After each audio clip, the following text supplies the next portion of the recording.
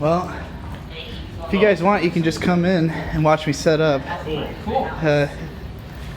I'll be in there. Alright, let's go. Oh, I invited them to just come in if they want. That's fine. Because, you know. It's dark. Where are the lights in here? This is our attendant. She's been a help. Oh my god.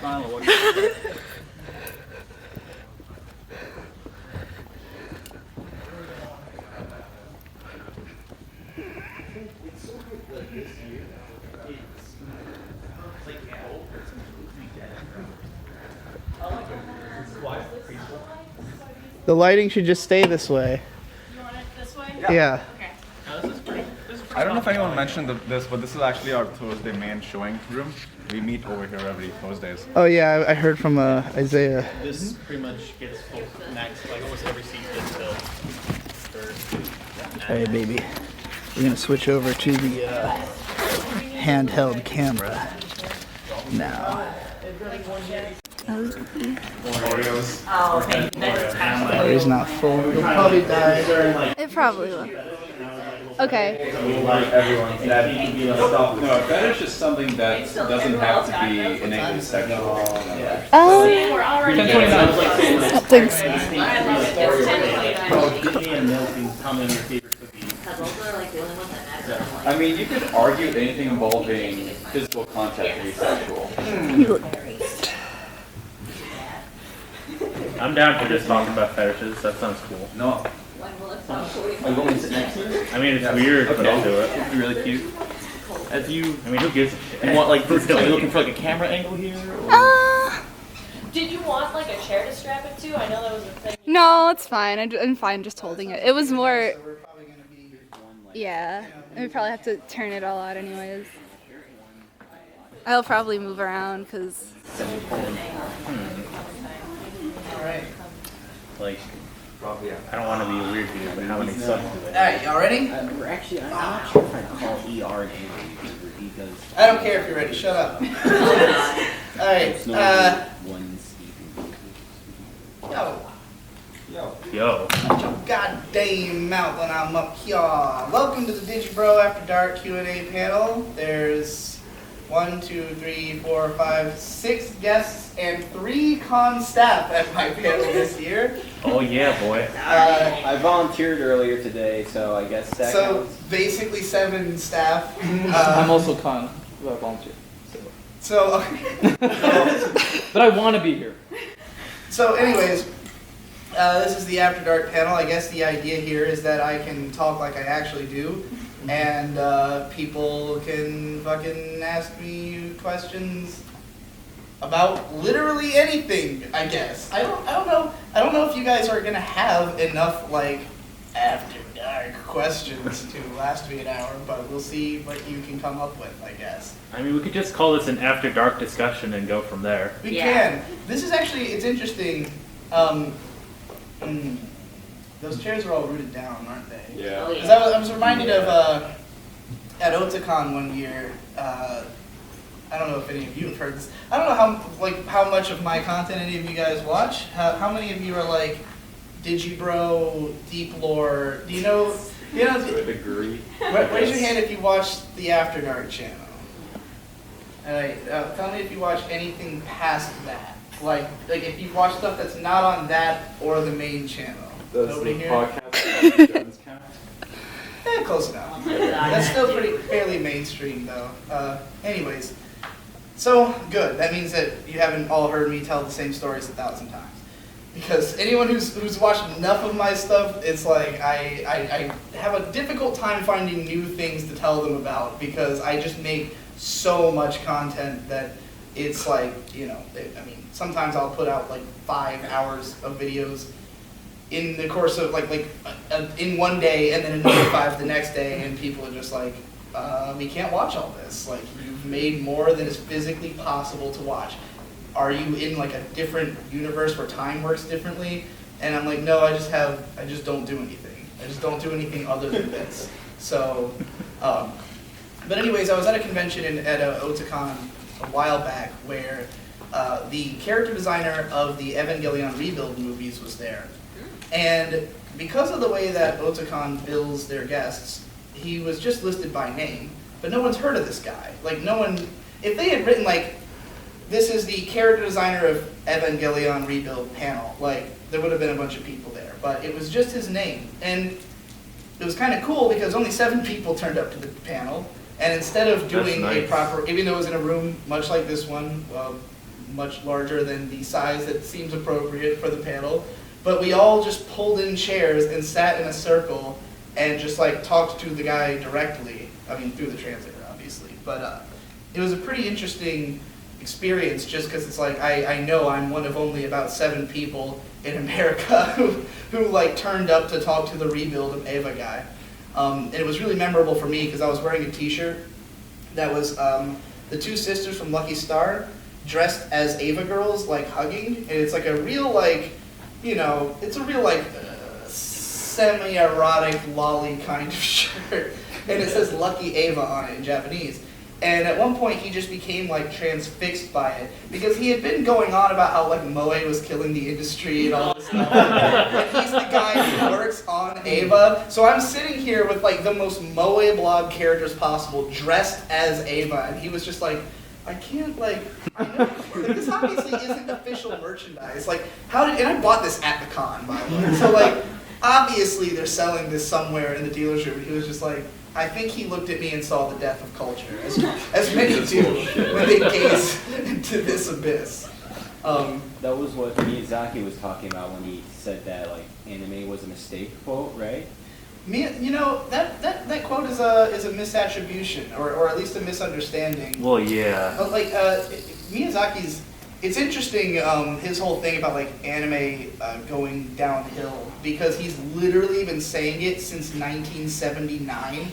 Like Miyazaki has been on Anime is Dead since the 70s because when Miyazaki got into the industry, anime was all high budget films. Like all that really, you know, TV anime didn't exist when he first started working in the industry. It was just like Toei making expensive films about once a year, similar to Disney, obviously not on the same level of like budget and production quality as Disney because Japan's industry was fledgling. They didn't have the talent that Disney had, but nonetheless they did have a lot of talent. And you know, Miyazaki has continued the tradition of making big, like perfect films. He rechecks every frame of them. He makes sure that everything's in order before he ships it. Anime in the late, you know, when TV anime started, and they started making like cheap, low-budget stuff all the time, and it became just an ever-increasing number of shows that are worse. Like the paradigm became, because if you take a big risk, if you spend a lot of money on a show and it bombs, you're out a lot of money. If you make a cheap show and it bombs, well, maybe the next show will work. So just keep cranking out cheap shows and maybe some of them will be hits. That's the A1 Pictures model of just release like 5 shows a year. Some are a little more ambitious than others, but none of them are that ambitious. Like A1 Pictures has never made a show that you would look at and be like, wow, every frame of that was beautiful, you know, the way that you might with. One, but that's kind of like iffy. Which one? Idolmaster Cinderella Girls. Just because it didn't use CG models for the dancing. It had I like didn't some know things that. where like the eyes were too far apart and they were missing their noses. So they could do like 9 girls dancing at once. Yeah, And it was mostly like really the pretty. Idolmaster shows are definitely probably some of the better productions from A1. They can make. I mean, and they were, the first one, you know, came out before the studio was quite what it is today. Like, I would say the original Idolmaster came out before they were quite the, like, just let's put out 5 shows every season and maybe something will work. But yeah, talking about Ghibli again, like, I've been reading his book. Miyazaki has this pair of books called Starting Point and Turning Point. And it's not quite books that he wrote so much as just collections of things he wrote over the years. And the very first one, which was written while he was working on, like at the time he would have only have directed Future Boy Conan, the TV series that most people don't even know about that he made before he started making films. And like, I think he might have had made Lupin the Third, Castle of Cagliostro at the time as well. But like, he's literally saying in this book, like, the era of the animator being like in control of the product is over. Like it used to be that most animation films were made because an animator had a vision that they wanted to bring to life and make it perfect. And now it's all product. And there's like quotes from him and also the director of Space Battleship Yamato, both talking about how like they just can't do what they used to be able to because of the fact that like they're just trying to make more and more shows. And it was crazy. I read a quote from the Yamato director from the 90s where he was like, oh, it used to be we'd have like 7 shows. Now there's like 13. It's crazy. And I'm like, every season now 65 to 70 new shows start. It's like, absurd. Didn't they used to not have a summer season either? Like that was fairly recent. The entire in the 90s, right? the existence of the spring and fall seasons didn't really become like some shows came out in those seasons, but it was very rare. It was like you'd get 1 or 2. You didn't really start getting the full year of That's like right, new shows yeah. till the 2000s. But that's also because shows got shorter. Because it used to be like most of 26 from the start, and now they're just not willing to take the risk on it, which is a huge problem. And I hope that the industry is trying to work towards fixing this. I know Trigger is very adamant about trying to, do whatever they want and not just like I think with Little Witch Academia, I just gave the speech. How many of you were at my last panel, the history of anime marketing panel? Anybody? No. Sorry, dude. Okay, well at that panel I was. Conflicted. It's fine. At that panel I was talking about how Trigger. I think my theory with the Little Witch Academia is that they probably didn't want to make it a 13-episode show. Like they wanted to have the space to flesh out this universe fully because Yo Yoshinari had so many ideas for it. And I would imagine that part of the incentive to do the Kickstarter to make the second episode. If anyone doesn't know, Little Witch Academia was a 30-minute short film that was made for the Young Animators Training Project, and they decided to make a second one with a Kickstarter. Very successful Kickstarter. And I think that gave the studios that they were, pitching the show to confidence that they could make it 26 episodes. Because it's like, clearly the fans really care about this. So, okay, we'll give you... Because, like, a show like that being 26 episodes doesn't happen anymore. Like, you don't get a Little Witch Academia that's 26 episodes long unless some kind of freak accident has occurred. And in this case, that freak accident is that Trigger are geniuses, I guess. All right, someone give me Well, another they made question. their We own haven't even fan gotten base into for their own Ichiban. show, which is the thing. What was that? Well, Trigger made their own fan base for the show they wanted to do. That's the miracle. Yeah, that too. They've definitely like they've created like a cult, like intentionally, and just made everybody like it. They're just like, hey, you want to be part of this identity? This is now your life. All right. Any questions? Anybody? This is an hour-long panel. Yes. Are there cool fetishes to have or no? Are there cool? All fetishes are cool fetishes to have. Well, yeah. I don't think there's any fetish that I would particularly say is uncool to have. You might get laughed at if you like cuckolding, but otherwise, What about your lowly fetish? I am the god of all lollies, or the lolly man. It's definitely cool to have because I have it and I'm cool. So that's all the logic you need. That's kind of how that's kind of how I've always approached life because a lot of my sort of character, I think, comes from the fact that when I was a little kid, my parents were convinced I was a genius because when I was like 2, they thought I had autism. So they took me to the doctor and they were like, does our son have autism? And they were like, no, he's actually just a genius. And they were like, oh shit. So they told me that all the time. And my parents they have fairly, not out there beliefs, but like they're not exactly, my parents are like not normies per se. So basically when I got to school, after 5 years of, trusting what my parents have to say, believing them to be right, believing myself to be right because I've been told I'm a genius, and then going to school and finding that most people disagree with me about most things, my reaction was not, oh, let me listen to what they have to say and come over to their side. It was, you people are all fucking idiots, and I'm the only one who knows what's good. So like, for me, I never, I guess, developed that healthy self-criticism that you're supposed to have that tells you like, oh, everyone tells me I can't do this thing and be a part of society, so I should stop doing it. And my reaction is like, no, everyone else has to change. Like, you all have to fit what I want. So that's why I've kind of recently been on like a thing about lolly stuff, because to me it's all illustrations. It doesn't mean anything. It's just, you know, you can call a character whatever fucking age you want. I could draw a stick. In fact, I will. All right.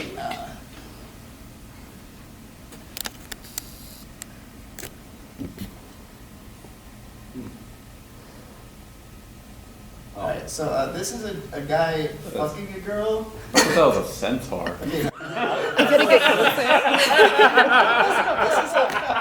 Okay, wait, hold on. Gotta get in on this. These are her legs. And this is her body. These are her arms. And that's her hair. That's her head. And then this guy, this is his head. This guy's got his arms up in the air because he's like real fucking into it. He's like, yeah! He's also like half her size, but he's got a huge cock. This is King of Thrones. So, I just drew this pornography up here. The only reason any of you could tell this was pornography is because I told you. Now, what if I told you this girl's 8 years old? You're all now looking at illustrated child pornography. Congratulations. I just did that to you. Are you turned on? So As I turned so you into an a 8-year-old is bigger than a guy whose cock is bigger than That guy's was shrunk. In the context of the story, this is both an enlargement fetish and a shrinking fetish thing. So the guy is So shrunk. macro, The okay. girl is enlarged, but she's only like, she's like a little girl, but she's the size of Godzilla. And, wait, why is she the size? How is he would be a lot less than nearly half her size. First rule of improv, don't question. You fucked it up, you Digibro. I just didn't want to go any further because I was like, I don't know where this ride is taking me, or this imagination that I'm about to It's go fine, into. don't worry about it. Alright, I don't even remember if I answered the question that was posed. It was to about me. cool fetishes, I think. Yeah, It doesn't matter. About how you're a genius. yeah, I did create the coolest fetish. Alright, anybody else got a question? Yes, you do. Alright, what's your favorite YouTube video and why is it fingers on my dick? Fingers around my Fingers around my dick. Excuse me. Oh, come on, you didn't even get the meme right. I never forgot the stench. The same stench of rotting fingers around my dick that came out of your mouth when you got your mouth around my dick. That's a mouth on you. I don't know about you, Hokushin, but nothing gets on my nerves more than fingers around my dick. Now stand your ground. That's why it's my favorite, because I can quote the entire fucking video.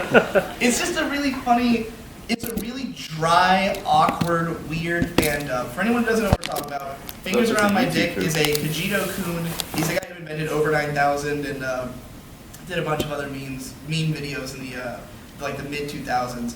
One is a Yu Yu Hakusho edit of the dub. That's just like this random exposition-heavy episode late in the show. That's just like kind of goofy and weird in the first place. So this guy just took it and like edited it so that this one character who's only line of dialogue in all of Yu Yu Hakusho is no. And he just keeps having the guy repeat it and interrupt people throughout the video. And everyone's like getting pissed at him, but they're like, no, you need to calm down. Like the one guy keeps trying to calm the tensions, but this guy keeps saying no. And Yusuke's getting angrier and angrier, and he's like, I'm gonna fuck my fingers around his choke. That's how it sounds in the video. I don't know what it's supposed to mean. And then you're just like, oh shit, Yusuke's gonna throw down. And the guy's like, no, Yusuke, you needn't hurry. Take the time. And he's like, okay. And then the guy's like, no. And then he's like, he punches him in the face, and he's like, I'm gonna get my fingers around his dick! And then, yeah. That's the best YouTube video of all time. I'm so excited that you asked me about it. Next question. Yeah. I have a question. It's not an SFW, but it's more regarding to one of your videos that you talked about in regards to your philosophies regarding subversion. I don't really understand what you were trying to go for in that video. Like, what it is and isn't a subversion to you, and what, like, you felt really angry about it. Why? Do you mean deconstruction? Deconstruction. Sorry. Yes. Okay. Because I guess the thing is, honestly, I think the word just shouldn't be really even in parlance because of the fact that its meaning is so disputed, and like, it's just a word that everyone, I feel like, who uses it means something different when they use it. Because if you look at the original concept of it,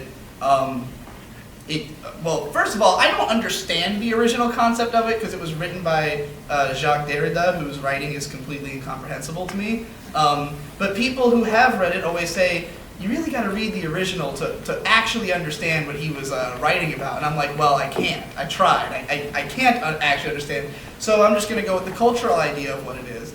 So the cultural idea of what a deconstruction is, seemingly, is stuff, basically I understand it as stuff like The Watchmen, where the point is to take a genre, take all of its elements apart, examine them, break them down, basically prove the faults of the genre or like how it doesn't make sense in reality. You know, like Watchmen breaks down the concept of superheroes and criticizes the fact that like if superheroes actually existed, it wouldn't be cool like you all think it is. Well, yeah, It'd be they're kind of weird. all just selfish dicks. Yeah. That's the point, really. So like, to me, like that is what a deconstruction is. It's something that is going out of its way, and its like main purpose is I'm going to take apart this medium and like figure out how it works, and then show you sort of something that subverts all the intentions of the medium.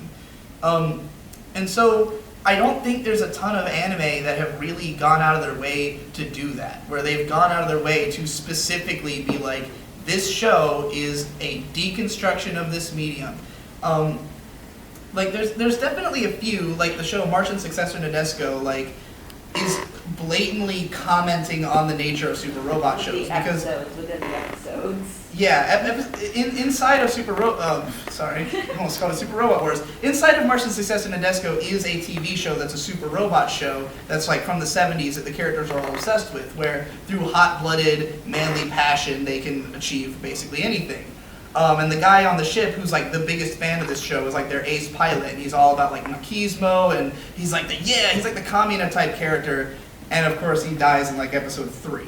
So it immediately is like letting you guys know this isn't no super robot show, like this is real war. This is what happens when people who like buy into anime too much like think that those principles are gonna help them in real life, And the show, it makes fun of all kinds of like anime cliches of the time. It's just sort of a breakdown of everything anime was doing in the 90s. So when I look at a show like that, and that show's also very much a parody, so I would call it a deconstructive parody, but like, it's a parody and its purpose is to just like pull this apart and prove that it doesn't work. Or that it can be broken, essentially.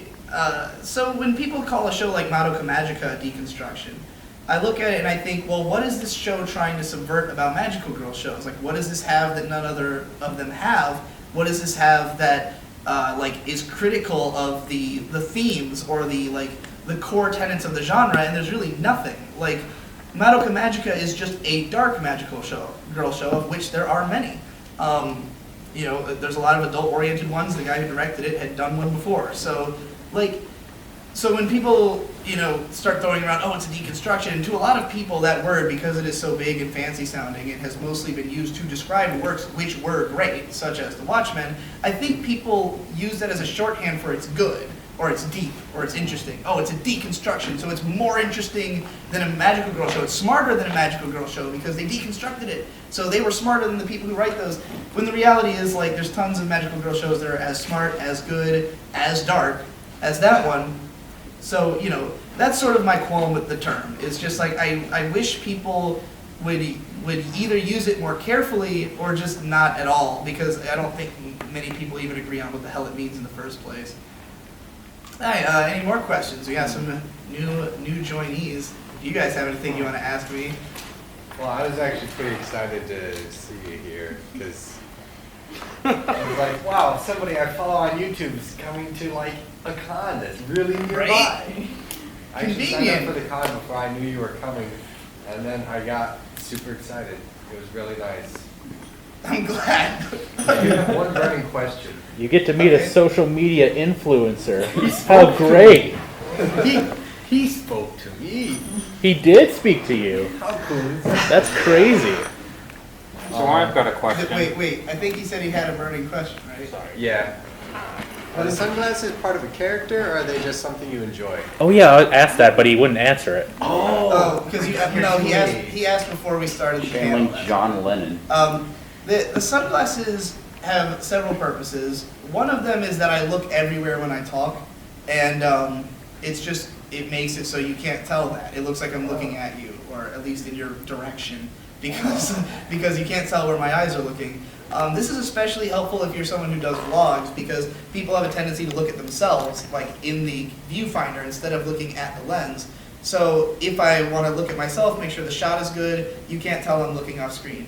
Casey Neistat, famous vlogger, also talks about that, why he wears sunglasses. But also, it's just because, I mean, I think round sunglasses are really cool. What got me wearing them was because my brother would wear sunglasses when he drove all the time, and I just thought they were cool, and I wanted to also have, he got them for like Five Below. So I was like, yeah, let's go get some Five Below sunglasses, and I saw they were round, and I was like, oh, this fits my aesthetic perfectly. And when I started doing the After Dark vlogs all the time, it was just like, this makes sense as the character for the vlogs. But so the funny thing is, I do not wear them at all off camera. Like, not even when I should. Like, it's amazing how often I go out driving and I'm like, fucking, you know, like sunroof down and both arms blocking, like trying to get that single inch of light that you can see. And I'm like, why the fuck didn't I bring my sunglasses? I've got like 5 pairs. Like, these are the main ones that I'm using right now. This is like the new era Digibro sunglasses, because they're gold and they've got this like, if you can see it, there's like this extra semicircle on the side, and they've got like this cool gold trim. These are new, I think I first put them on at the start of the year, in the start of 2018 vlog, and I was like, this is the new aesthetic. But I have a bunch of them, and like depending on what channel I'm doing, I use different sunglasses for each channel. No one's ever pointed it out. No one's ever watched a video and been like, oh, I can't help but notice he wears the silver ones for all this channel videos, and the gold. I mean, maybe it's just obvious, but no one seems to have noticed at all. More questions? I wasn't at your other panel, so I don't know if you answered this before or not, but what are the trials and tribulations of being a semi-popular YouTuber? There are a lot. Where do I fucking begin? Oh god. Alright, well let me tell you the most everyday stuff that I go through. I mean, the thing is, you're just beset on all sides by stuff, because the more people want your attention, the more people want your attention. I mean, like, the bigger you are, when you have 350,000 subscribers, people look at that number before they look at who you are as a person. Like, the first thing they think of is, you are a 350,000 subscriber YouTube channel, you are a famous person. Like, but I'm a weird person to be a famous person, because I kind of got there by semi-lying. Like, I got to be famous by toning down my natural voice to the point that it was accessible enough that people would watch my videos. And now I'm slowly, as I get more talented at like presenting the really weird stuff that I do like in in my content, I can slowly shift it to be weirder and more indicative of who I really am. So, like, when people think of me as like a famous person, like, if I talked about Giguk, how many of you know Giguk? Anime YouTuber? Yeah. 88, almost, he's close to 1 million subscribers, I think. You had an argument with him once upon a time. Yeah, we did a whole thing at Crunchyroll Expo about it. Yeah. Me and him drank for 4 hours and became best pals, and then argued on stage for 45 minutes. No rap battle? But Giguk is someone who I think, even though he's not exactly like the celebrity type guy, he doesn't really like to be in front of the camera. He's more of a voiceover kind of guy. However, he is clearly passionate about like delivering the best product. You know what song? I can't even remember what the movie was called. It had Taylor Swift. Now I can't remember. Well, infamously on one Let's Play I did. So I have a channel called Digibros. I don't really use it anymore now. It's my little brother's channel. It used to be me and him would play video games and just talk over them every day, like the Game Grumps, like 20 minutes a day, every day. And in one episode, this show has like less than 1,000 viewers. You know, like not that many people watch. I mean, I don't know what that frame of reference sounds like, but like for the frame of reference, my last video has 300,000 views. So for me, anything under 1,000 views is like, this is just something I do for fun. It has no benefit to me. There's no profit to be made from it. So on this show that only a few people read, I just was like, you know, just talking about Giga and like how I was just kind of bragging about how like I could have had him as like a guest on my show, but I didn't because I quote don't respect his content. And that was just the first phrasing that came to mind in the middle of a Let's Play show that I don't expect to be quoted on. And of course, immediately someone cut that clip, like that 1 minute clip, made it its own video, sent it to Giga. Him and his friends, it became a meme in his inner circle of friends as well. So he knows me as the guy who doesn't respect his content, at least up until I got to drink with him and stuff, you know? So, like, yeah, everything you say, anything, I have a private Discord server that's for patrons. So if you're pledging to my Patreon at least $1 a month, you get into this Discord server. And people literally pay to get into my Discord server. They pay money to go in there so that they can screen cap shit I say about other YouTubers and send it to them. So like, and which is hilarious because then I'm just making money off of it. But yeah, so people just really want to start drama, especially surrounding me because I'm a relatively controversial figure. And there's money in painting me as a controversial figure because there's sort of a cottage industry that sprang up a couple months ago around videos shitting on me, which was hilarious. It started with this guy who had made a video like criticizing me after I made my infamous shit-talking anime YouTubers rant. Which, all right, here's the difference in perspective for me and the audience. How many of you know about this rant? Okay, so about half of you. Yeah. So I infamously made this rant where I just shit-talked anime YouTubers for about half an hour. And it was hilarious, and it was really, really controversial and dramatic, obviously, because I was like calling people out in this video. But the irony of it is everyone who was related to this at all gained hugely from it. Because everyone I shit-talked gained subscribers. Everyone I didn't shit-talk gained way more subscribers, because I had like a section at the end where I talked about people who I do think are good. So like, because this video blew up on controversy, it just gave everybody a bunch of subs, and because of it I got invited to Crunchyroll Expo, because like, Miles thought that the drama between me and Giga was hilarious, and he knew that everything in the world is staged and nothing is real, and I obviously don't hate the guy in real life. So he was just like, yeah, you guys, he literally just out of the blue one day texted me like, hey, do you want to do like a debate with Giga panel? And I was like, sure. I thought he just wanted it at the time because I didn't know his intentions. I thought he was just like, these are two famous YouTubers who are known for being argumentative, I guess. Let's put them in a panel. I didn't realize he was literally like, no, it's because of your YouTube drama. Like, that's why I set this up. And they put it on the main stage, you know? But as a result of that, I got to, drink with Giga and become friends with him, or acquaintances at the very least. We're both longtime YouTubers. We have a lot to relate to. Mother's Basement got to make a 4.5-hour clusterfuck of a podcast that got 100,000 views. So like, everybody profited from this thing. But from the perspective of fans, they don't see that. They don't see the backdrop, especially fans of those YouTubers who just think of me as the guy who shit-talked Giga at that time, and really like don't like me. So there's some people who've continued to hammer on about that event, which was over a year ago at this point, and like they still hate me for it. While meanwhile, like most of the people I shit-talked, we've already hashed it out and done podcasts and shows and like profited off of the drama in our own little ways. So it's really funny to see that disconnect, but this guy who was upset about that video made like a 25-minute video like shit-talking me. It's really bad, it doesn't make any sense. But he kept sending it to me constantly for like months on end. And he was a minor YouTuber himself, he has a bunch of fans, so he'd have his fans send it to me constantly. All day they'd post it on my Reddit board, they'd come in again and again. And I was just ignoring all of it. I was just like, I'm not going to give this guy any attention. He eventually made a part 2 of the video. It took him forever.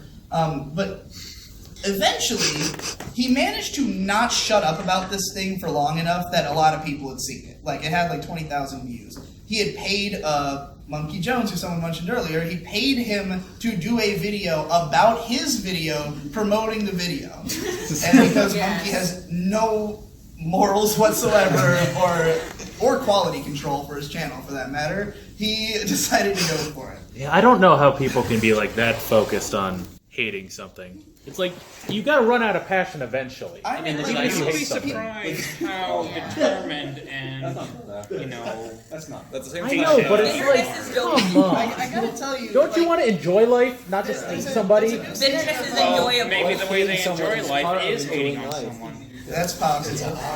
Man, I don't get There's a new season of Sword Art Online out now, and everyone's messaging me because obviously I'm most famous probably for shitting on Sword Art Online. And the Asgore. And the Asterisk Score. I think I'm probably more famous for SAO. Well, Because with SAO, there's also people who talk. There's also a cottage industry of people talking about my opinions of SAO, or just like using it like a buddy of mine, the Pedantic Romantic, kind of like one of the videos that helped to grow her channel was she just kind of made a video called "How Digibro Killed an Anime SAO."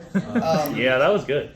Yeah, so like, yeah, you can. I mean, if someone's famous, you can use them and relevant. Like, you know, you can use them for your own popularity and to sort of spring off of. And I think a lot of these people who were shitting on me in the last few months specifically, because I hadn't really done anything new. Like, I hadn't done some new thing for people to be mad about, but because that video got so big, and I made a huge mistake, I put the tag Digibro on every video I make. The reason I do that is so that I'm hoping the sidebar will all be other Digibro videos. Like, I try to give my videos pretty similar tags so that you get locked into a Digibro loop. That's just a good way to use YouTube. Unfortunately, other people can just tag things Digibro. And so the people who were shitting on me, all their videos were appearing in the sidebar in my videos. That's how I found them. So you autoplay from me into someone talking shit about me. So as this was happening, I observed it, I deleted that tag from my videos, and it helped to fix the problem, actually. There's not as many people making them anymore, it seems like. That, or I've managed to, like, hide them all from myself well enough that I don't know that they're coming out anymore. But, like, there was a brief period where all these, like, minor drama YouTubers were just jumping on board because they saw, like, oh, people are making videos that have 20,000 views just talking about this guy. Let me learn some things I can shit on about this guy and make a video about it. And I'll also get 6,000 views because that's a lot for these guys. Like, most of them are real small channels that are, you know, but what they do by doing that, by saturating the market with so many of these and really promoting them, like, because, you know, they post them on my subreddits and my Twitter and stuff because it's relevant to me, I guess. They just create the idea that a person is controversial. And I think that a lot of the reason that I am, like, seen as, like, this controversial figure is just that people keep calling me a controversial figure. It's not even that I've really done anything recently other than the lolly stuff, but that's controversial with a different crowd. See, I'm not worried about that stuff, because the kind of controversies like the just shit-talking anime YouTubers, the people who are mad at me about that are anime YouTube viewers. The people who are mad at me because I like lollies are, like, some weird cult of fundamentalist Christians on Twitter who, like, think that I deserve to burn in hell, and will tell me so literally thousands of times. It's not the Westboro Church, though, is it? No, okay. Currently on Twitter, there's a sort of, I guess how do I want to put this? There's like a bunch of people who are using outrage for marketing in some really unique ways. And recently, there was this guy called Barack Obama, who is a Twitter account, who was originally he's really famous for posting memes. They're stolen memes. You know, he's just one of those guys who just takes a bunch of funny shit and constantly posts it. And he's got like 1 million followers on Facebook. I knew him as a popular Facebook page years ago. I followed him. He's still around, and now he's on Twitter, terrorizing people. This is what happened to me. So, Barack Obama, he's now a Twitch streamer. And what he does is he just constantly posts on Twitter. He stays up like all day when he's not streaming. He's just like always posting on Twitter. But he's constantly actioning his fan base. So he's got like, let's say, 40,000 followers at the time that he was attacking me. He had a new Twitter account because he keeps getting banned for doing these things that he does. But he keeps making new accounts and quickly growing them by starting controversies. He gets into little basically what he does is he'll find someone who's making a statement that goes against like the political platform he's allied himself with, which is unclear to me in the first place. But his thing is that he's got this little bee emoji in his name, and what he'll do is he'll get into a fight with somebody on Twitter, like me. He'll just be like, or he'll just accuse them of something. Like for instance, what started the most recent controversy I got into is I was writing a tweet criticizing Patreon for the fact that they had made it so you could no longer post like underage bestiality or like violent porn, basically, like illustrated.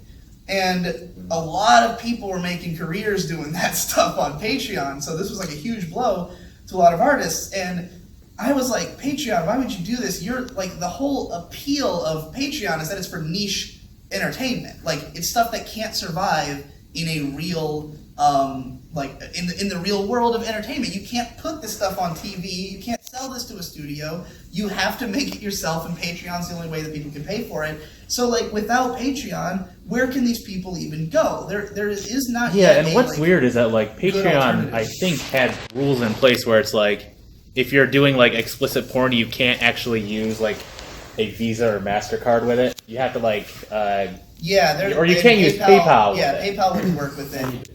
But they changed the rules, and then they changed it to just be everything. Right, and it's so like that's dumb. The only reason I found out about this, because it had actually happened months ago by the time I found out, is that I had made a video recently called "Dear Artists, Try These Marketing Gimmicks," and it was a video basically talking about the history of Hatsune Miku and the Gorillas and Black Rock Shooter as all these musician and artist combos where like someone made art to go with this music that like, and they both promoted each other, and it made the whole thing richer and made people care about it more. So after I made that video, a guy got in contact with me who was like, "Hey Digi, I heard that you want to be a porn writer. I am a porn artist. Would you like to write a doujin for me that like, and we'll publish it?" And I was like, "Yeah, fuck yeah, of course I want to write a porn. I'm going to write a crazy time travel." I already wrote the plot. You guys want to know the plot of my porn? Absolutely. Oh, hell yeah. Yes. We need it now, Digi. Yes, you can actually expect to see this. Oh no. I'm going to tell you a little bit more of the story behind this first, because of the fact that I kind of ended up basing my porn script on what was banned from Patreon. Because it was specifically incest was one of the things banned. It was like incest and underage. Both of which I love. So I was like, this is a problem. Because the guy, he told me, he was like, "Oh yeah, by the way, you can't do any incest or lollies." And I was like, well, then what am I supposed to write about? That's all I think about. So I was like, and he was like, "Me too." Don't like the reason he was so paranoid is that he was a lolly artist who had his Patreon deleted not too long ago. And in order to keep his Patreon up, he now like had to get into contact with Patreon, like literally like back and forth with them, like, what can I draw? Like, what is the limit? Where are the lines? I need to know. They basically said that like what matters is the context the most. Like if the character is if you tell us that she's 18 but she's in high school, we're gonna say that she's underage, basically. So that's their current approach. So the porn I ended up writing is one about. All right, I'm gonna need to probably use. Uh-oh. Oh boy, diagrams. All right. It's gonna be good. I at least need to draw some people, just so you can keep track of the characters. Okay. It's that complicated? It's pretty complicated. All right. Will we be able to Sure. tell us gonna be Let's too go. hard? This is meant to be probably like 30 pages and mostly sex. However, it is nonetheless very complicated. So, It's the Lord of the Rings of porn. so my ambition with this is to try to create a way that I can suggest a whole lot of incest and lolly without showing any. That's basically my plan. So, at the beginning of the story, you've got this is our girl and this is our guy. I don't believe you. She's like 18. He's like 23, whatever. They meet.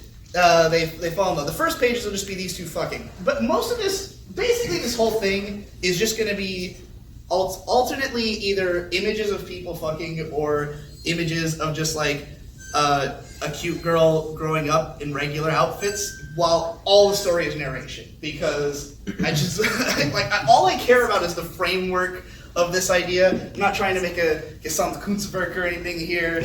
It's not perfect. It's just what it is. So basically, the first few pages are the guy and the girl. They're having sex. They're talking about how they met when she was 18, and eventually he got her pregnant. They tried for a baby. They succeeded. She has a baby. However, the instant that the baby is born, mom disappears completely. Like a Like vanishing? vanishes in thin air? Yes, she Okay. vanishes into thin air right after her baby is born. I thought that was the dad. So, no, that's I mean, it's I thought blue felt more feminine of a color, so that's why I made that girl, I guess. So she, even though blue is like the universal symbol of boyhood, but whatever, it's more feminine than black, I guess. Blue girl here disappears as soon as her baby's born. So dad raises the little girl. Now, over the course of this, we will just see a bunch of pictures of this girl at different ages looking cute, while dad narrates like, yeah, I raised her all by myself. Of course, eventually sexual tensions got to be too much, and I was plowing her for most of her life. And we don't see any of this. He's just telling us that he's been plowing her since she was like 8. But we don't see any of it. None of it's on screen. So, eventually, the little girl grows up, and her dad, he's on the older side, but he's like, I can still have a kid. I'm in love with my daughter. Let's try where my last wife failed. So she turns 18, and he decides that he's going to try to knock her up right away. Like, as soon as she turns 18, he's getting her pregnant. He's like, I'm not waiting around until a little bit later like I did last time. I'm in a rush. I want to go have a goddamn kid. So he has sex with her. She has a baby. She disappears once again. Like, as soon as it comes out of her womb? As soon as the baby comes out of the womb. Is she just turning inside out? How we, Actually, you know what? No, the first one, I think I fucked this up. I think she's supposed to die the first time, and then the second one disappears. Yeah, it was like a Phoenix Rises kind of scenario. You make it sound like that makes it all like the whole plot makes sense because of that. Like it doesn't. So the girl is teleported back in time. Actually, this is what's happened: is that the 18-year-old girl is teleported back in time, and she seems to be in a situation where her entire life is not what it was. Her dad is not her dad who had impregnated her just before. Her dad is someone else. She's just like a normal person, but she's still in the same town. Eventually what she realizes, she has been displaced in time, but in this world, she is not her father's daughter. She was the original wife. But when she has a baby with him, she dies, and obviously her baby is the one, that traveled into the future. So, the new baby, we are on baby number 3, remember, because wife dies, in time. So we've got... This is so dumb. So we've got universe 1, guy's wife dies after giving birth to baby.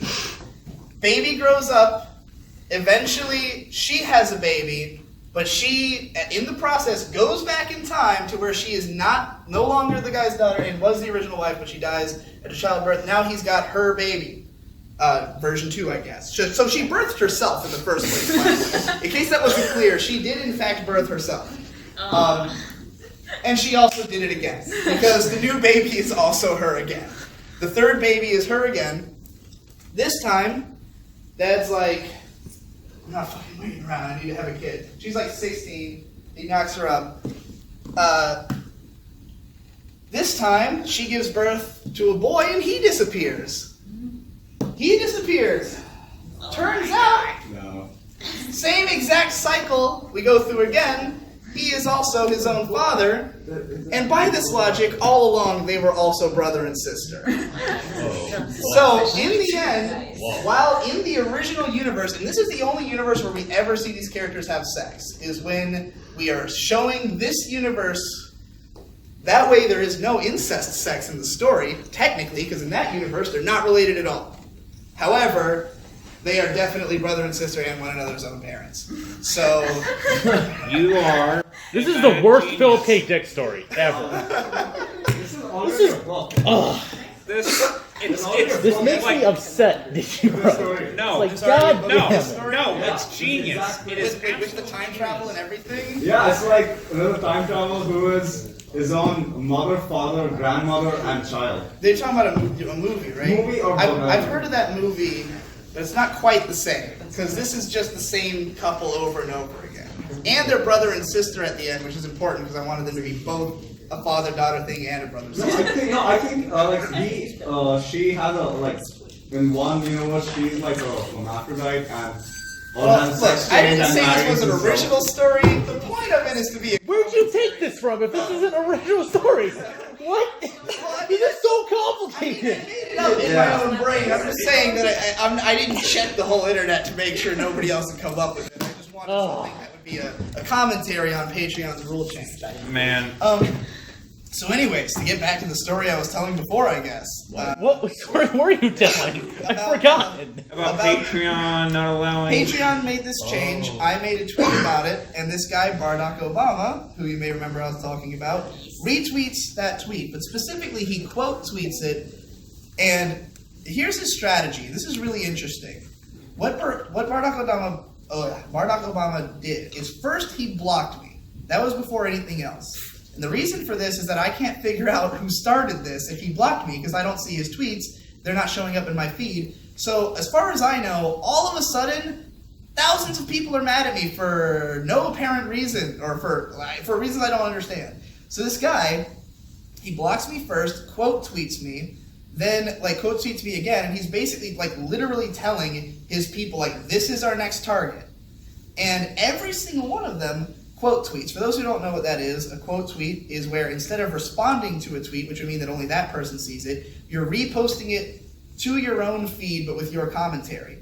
Every single one of these people does it, and it's because they are signal boosting to their own followers. They're all trying to make sure that their whole audience sees them shitting on you as just this endless cycle of this beatdown that they just try to basically erase people off of Twitter by attacking them like this. He was bragging he has a death list basically on his Twitter. It's body Lupe Fiasco, because I guess he got Lupe Fiasco to go to private, and that's bodying a multi-million dollar earning celebrity. But yeah, so he came after me, and for a couple of days, literally thousands of people were quote tweeting me, pedophile, burned in hell, I hate you, die. I was getting it too. Yeah, she spoke out to defend me, and she got attacked. So basically for 2 days, our Twitter was just a non-stop hellstorm of people fucking barraging me.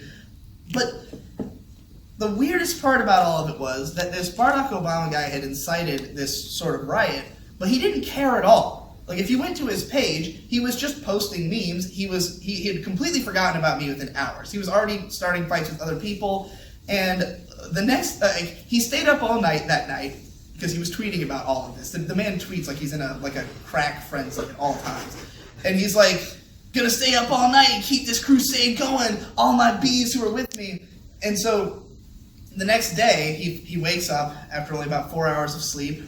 I think the man is literally just coked up.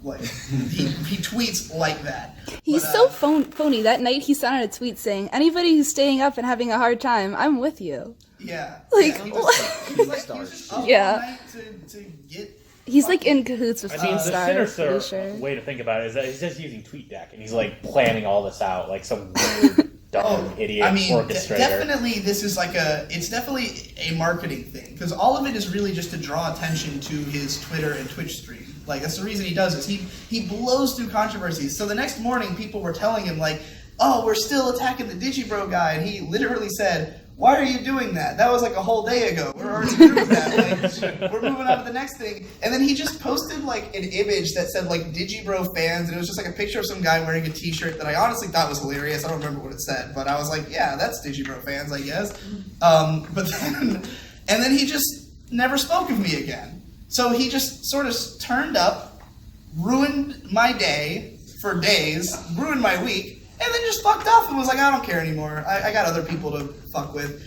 But he does this, and his Twitter grows insanely fast. And the reason is, when he finishes his campaign, he says, if you witnessed this, put a bee emoji in your name. So all of his followers have the bee emoji. It's genius marketing. So he's branding himself as like this weird, like, I want to call it like a cult. Like they have like a clear identity, and it's very strange because it's like a very staunchly Christian but also extremely memey. I don't know. It's a weird combination. A lot of weird people came out of the woodwork. Like we were having fun at one point, just like cataloging the weirdos who were coming out to attack me. I was like, well, these guys are like far stranger than anything I've ever said, you know. But what was that one guy? What was the name of the dude? The Space Jesuit. Oh, yeah. I don't remember his name. Wax Space Jesuit or something? Woke Space Jesuit. Yeah, that sounds right. And then there was another guy who was like I forgot his name. And like one of them was real, but the other one was a parody. And like heard that people Twitter like I kept taking screen caps of people's accounts and posting them on Twitter like, is this real? And sometimes people would be like, no, that guy's a fake, or no, that guy's completely serious. And I'm like, I cannot tell the difference. This is Poe's Law in action. Which Poe's Law is, you can never tell on the internet if someone is an extremist or just a parody. Well, it's Poe's Law. It's just that if something becomes so extreme, you can't tell if it's parody or real. Right. Yeah. And that goes for everything.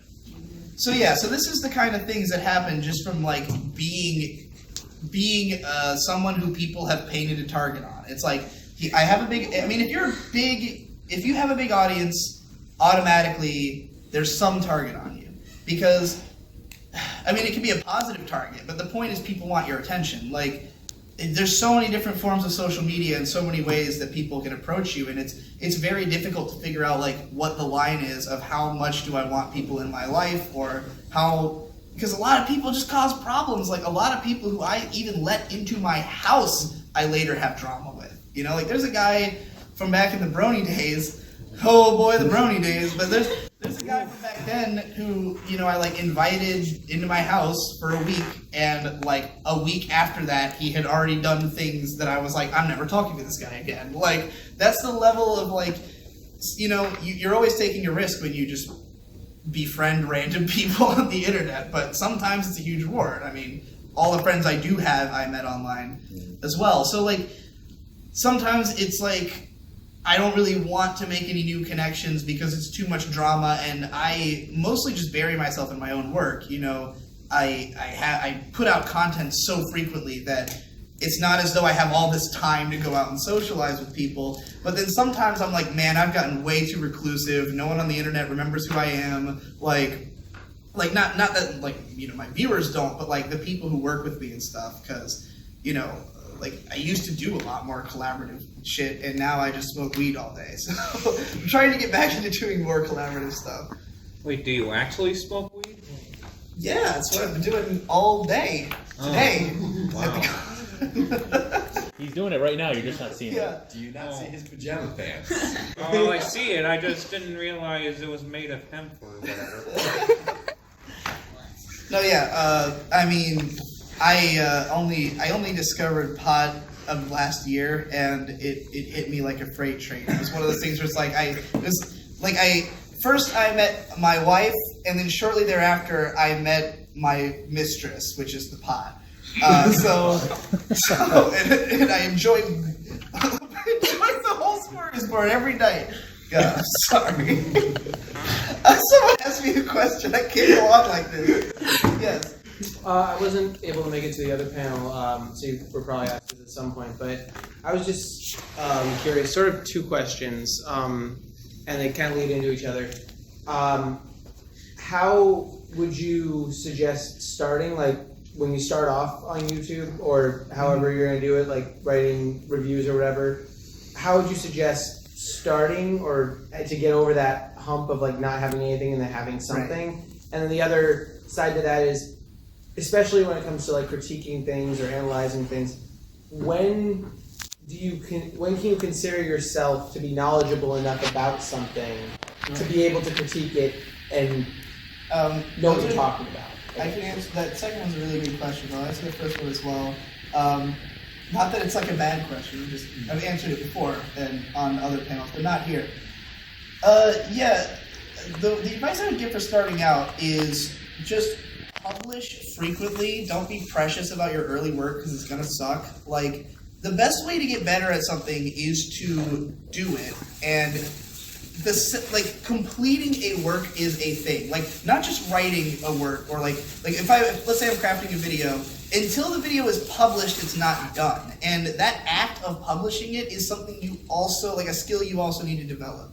Because a lot of people, the reason they never make anything is they obsess over trying to make the first thing perfect, or it's not going to be because you don't know enough. You haven't, most people who write their masterpiece have already written a number of other things, or at the very least, whether they've been published or not, not a lot of people publish the first attempt they ever made to write. So you just got to think of it like I have to get all this bad stuff out of me before I can get to the good shit. I have to get through all of this. I have to push it. And so for me, it's just write constantly and publish all the time. Is what I think, especially if you're new. There's a great quote from Shiro Bako that I love bringing up. That was sort of based on a real quote from an animator. I can't remember his goddamn name. The guy who animated, he animated all the best things about Ghost in the Shell and fucking Millennium Actress, Toshiyuki Inoue. Toshiyuki Inoue had this quote where he was saying that you should get fast when you're young and worry about getting good later, because it's harder to gain speed as you get older because you'll become, more complacent, more comfortable in your life. So you just need to do lots of stuff when you're young and let the skill just come naturally from having done so much stuff. And yeah, that's basically my whole ethos is just create lots of things, and one day you might be good, but if you stop, you won't. So, that's the way you gotta go. Unless you already are. You can stop once you are good, I guess, if you're tired of it. Could you remind me of the second question you asked? I took way too long to answer. So the second question, so I myself have wanted to review and look at media. Oh, when do I consider myself knowledgeable enough about the thing? When I can justify it is what I would say. If I can write the video in a way that you will believe that the thing I said is true and that I am confident it is true, that is when. So if I usually my videos start with sort of a thesis, there's a central idea, more so enough about this show, and then I can write about the show. There's hundreds and hundreds of anime I've seen that I've never written about because I don't have anything interesting to say about them. But if I were to watch, say, Cabaneri of the Iron Fortress, I covered this last year. The most interesting thing to me about the show, it wasn't one I really expected to review. However, the fact that people were making it out that the show had gotten dramatically worse in the second half, and I really didn't agree. I felt like the show had been more consistent than people were giving it credit for. So I made a video called Cabaneri Was Always That Dumb. Just saying, the show's always been dumb fun. That's been the point since the start. People acting like it's not are ridiculous. But, I came at that video because I was here's the thesis. I have enough evidence to justify it. I know, I've watched the show. I'm mostly just talking about its quality level, so I don't need to know the director and bring up his name because that has nothing to do with the subject matter, But if I am doing the whole history of this director, I better have seen everything he's done, So basically just, as soon as I'm confident that I can weave the story, none of the information I've seen seems like it contradicts mine, or I've seen enough creator interviews that kind of corroborate what I'm saying that I can go through with it. Yeah, just basically then. All right, what time are we at, by the way? 11:31. Oh, we're only halfway through. No, we're done. Oh, we're done. It started at 10:30. 10:30. Oh, well, we're apparently done. I hope you all enjoyed Digibro After Dark. The only thing I have left is an autograph signing tomorrow morning, so if anybody wants to turn up for that, take a picture, hang out, talk. I'm sure only 5 people will be there, so. Wait, are you doing the signing while this?